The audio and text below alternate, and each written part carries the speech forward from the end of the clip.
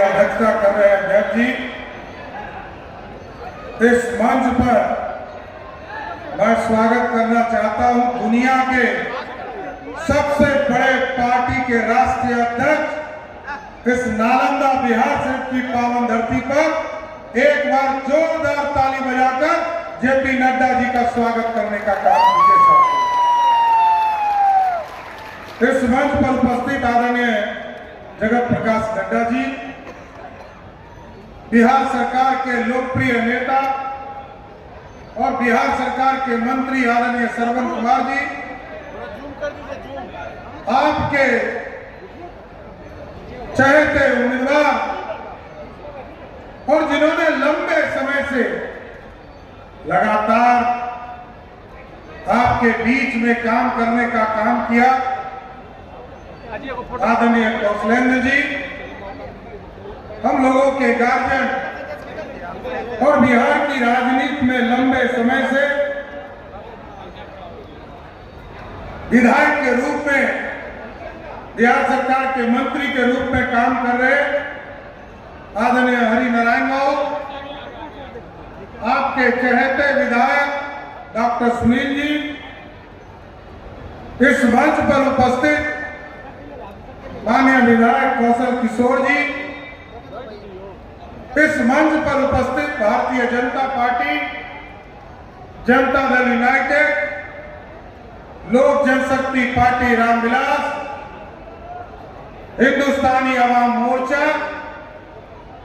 और राष्ट्रीय लोक मोर्चा के सभी नेतागण और इस मंच के सामने उपस्थित तमाम भाइयों, बुजुर्गों, नौजवान साथियों, छोटे छोटे बच्चों, माता बहनों, हाँ साथियों, आपसे आग्रह करने आया हूं, 2024 का भारत कैसा होगा।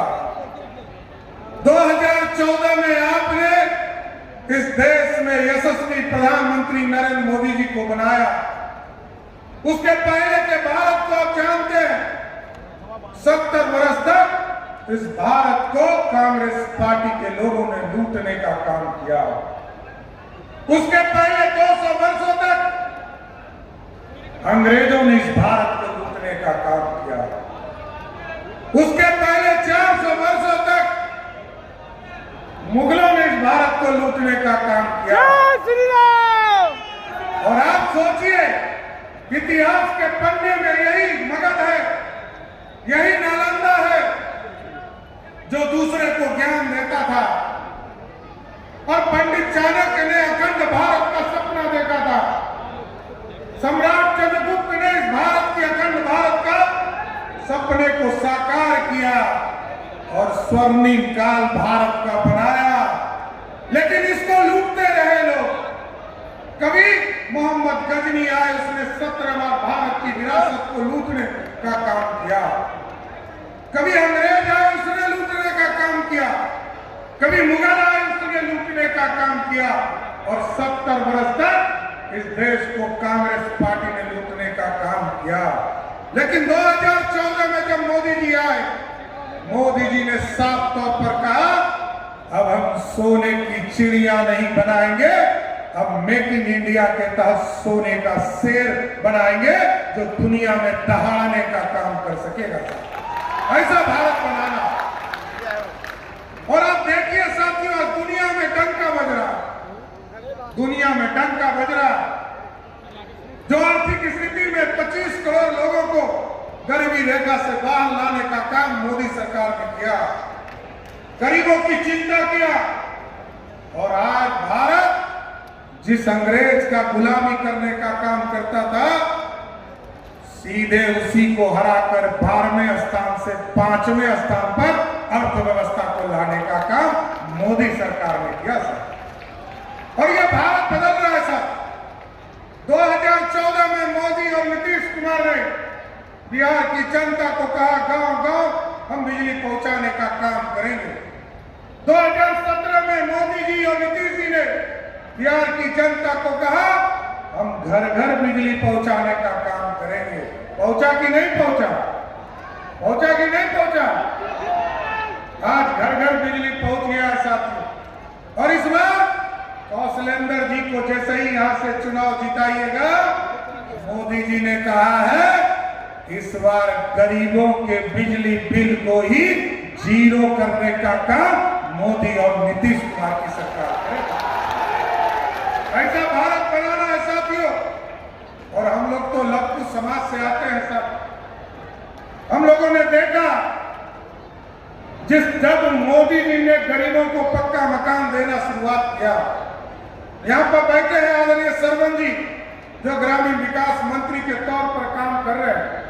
आज बिहार के मोदी और नीतीश की जोड़ी लगभग 55 लाख लोगों को पक्का मकान देने का काम कर रही है। और इस बार हम लोगों ने भी तय किया है, क्योंकि मोदी जी ने तो 4 करोड़ 21 लाख लोगों को पक्का मकान इस देश में देने का काम किया।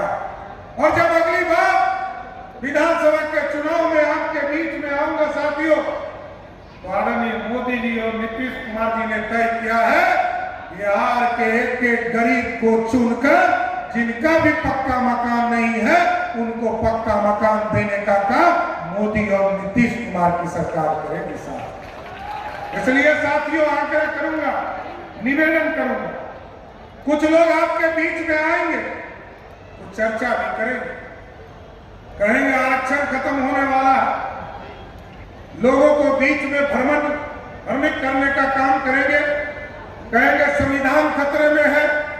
आप पूछिएगा, आजकल बहुत दिनों के बाद 1996 के बाद फिर मुरकट्टा पार्टी आपके यहाँ माले बनकर आ गया है। ये तो मुड़ी काटने वाला लोग रहा है ना साथियों। ये लाल झंडा नीतीश कुमार जी ने पूरी तरह नालंदा से समाप्त करने का काम किया था, फिर लालू जी ने लाल झंडा देकर भेजा है साथियों। एकदम आप लोग सब लोग मिलकर तय कर लीजिए कि 2024 के चुनाव में एक वोट कौशलेंद्र जी के तीर छाप के निशान पर दीजिएगा। और इसलिए दीजिएगा साथियों, आप पूछिएगा लाल झंडे के लोगों से या लालटेनिया पार्टी के लोगों से कि उनको पता है कि देश का प्रधानमंत्री का उम्मीदवार कौन है। कभी आपके गांव में आए तो पूछिए कि आपके लाल झंडा का प्रधानमंत्री कौन है, दीपांकर भट्टाचार्य है कि लालू प्रसाद जी है कि ममता बनर्जी है या अखिलेश यादव है या जेल में जो बंद है हेमंत सोरेन है। लेकिन हमारे यहाँ फिक्स है, जैसे ही आप यहाँ पर कौशलेंद्र जी को वोट देकर चुनाव जिताइएगा वैसे ही नीतीश जी मजबूत होंगे, और नीतीश जी मजबूत होंगे तो फिर से मोदी जी देश में प्रधानमंत्री हो जाएंगे साथियों, इसकी गारंटी। और दूसरे लोग कहेंगे कि आरक्षण खत्म होने वाला। मोदी जी ने साफ तौर पर कहा, लगातार अपनी बातों को आपके बीच में रखा है, किस देश में बाबा साहब भीमराव अम्बेडकर भी आ जाए, जो अति पिछड़े को, दलित को, ये स्वर्ण गरीबों को जो आरक्षण देने का काम बाबा साहब भीमराव अम्बेडकर ने दिया है, अब बाबा साहब भीमराव अम्बेडकर भी आ जाएंगे तब भी इस देश से आरक्षण कोई खत्म नहीं कर सकता है साथियों। लेकिन वैसे लोग आपके बीच में बोल रहे हैं जिसने 15 साल तक बिहार के लोगों को कभी आरक्षण नहीं दिया। 1990 से लेकर 2005 तक लालू प्रसाद जी और राबड़ी देवी जी बिहार की मुख्यमंत्री रही, किसी को आरक्षण नहीं दिया। लेकिन आपका बेटा जब यहाँ का नेता नीतीश कुमार जी और सुशील मोदी के नेतृत्व में सरकार बनी तो पहली बार 50% महिलाओं को आरक्षण नीतीश कुमार ने देने का काम किया था। अति पिछड़ों को आरक्षण देने का काम नीतीश कुमार की सरकार ने किया। दलितों को आरक्षण देने का काम, आदिवासियों को आरक्षण देने का काम पहली बार नीतीश कुमार एनडीए की सरकार ने किया। लेकिन उनके लिए आरक्षण क्या है? उनके यहाँ ये आरक्षण है, लालटेन सिर्फ एक ही घर में चलता है, लालटेन दूसरे के यहाँ नहीं चलता।